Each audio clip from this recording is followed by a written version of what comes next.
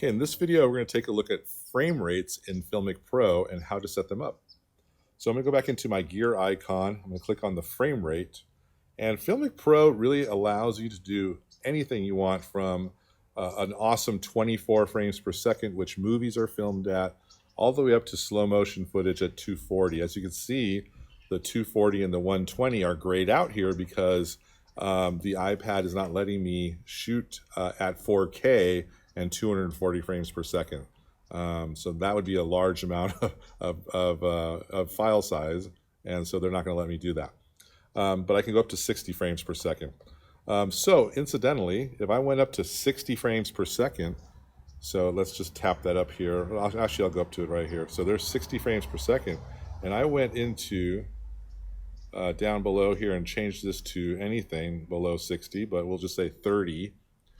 Now I'm going to have the ability to play this back in slow motion. It's going to look really great in slow motion. You would do something similar in 120 or 240. It would come back really slow if you deduct the playback speed at half the amount as the capture speed. So if that makes sense, I hope it does. We're not going to do that. We have no interest in that. Let's just go back to 24 frames.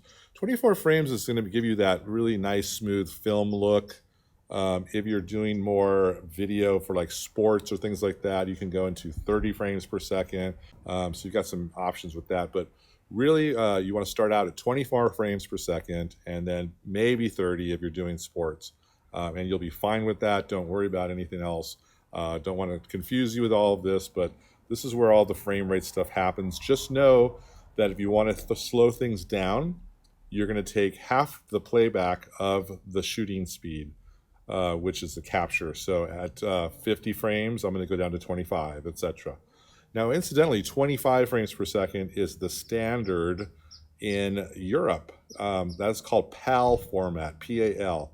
And we are what's called NTSC, or 24 frames, 30 frames. That's ours. That's where we're at here in the United States. So that's it. Very simple to do. Set it up like that, and you're good to go. In the next video, we're going to take a look at exposure settings.